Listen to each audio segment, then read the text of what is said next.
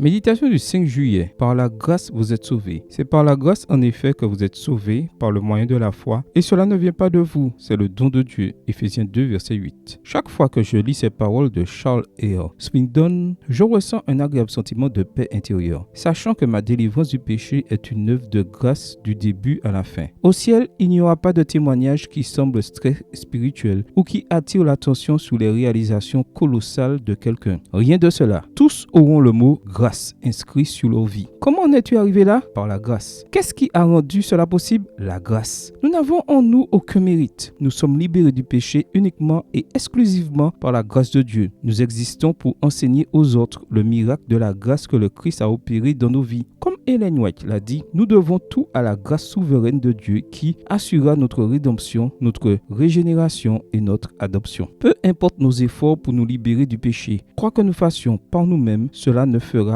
qu'approfondir notre esclavage. La rédemption du péché est un processus qui commence en dehors de nous. Quelqu'un d'autre doit nous racheter. Sur la base de son sacrifice de substitution en versant son sang sur la croix, le Christ a obtenu le droit de réclamer notre libération. Maintenant, nous pouvons dire qu'en lui, nous avons la rédemption par son sang. Éphésiens 1, verset 7. Et que nous sommes gratuitement justifiés par sa grâce, par le moyen de la rédemption qui est dans le Christ Jésus. Romains 3, verset 24. C'est par la grâce en effet que vous êtes sauvés, par le moyen de la foi. Et cela ne vient pas de vous, c'est le don de Dieu. Dieu nous a donné la libération. En Christ, nous avons la rédemption, le pardon des péchés. Colossiens 1, verset 14. Il est approprié que, pour Paul, cette rédemption ou pardon des péchés équivaille à être délivré du pouvoir des ténèbres. Verset 13. Quand Dieu sauve, il libère aussi. Et cette œuvre de libération nous atteint tous. Par conséquent, au lieu de vivre en nous accrochant au concept selon lequel nous devons faire quelque chose pour nous sauver, profitons de cette grande vérité. Le Christ a déjà fait tout ce qui était nécessaire pour notre salut. Maintenant, notre rôle est d'y croire et de demeurer ferme dans la liberté dont Christ nous a rendus libres. Galates 5, verset 1, version Osterval. Amen. Bonne journée à vous et que le Seigneur vous bénisse.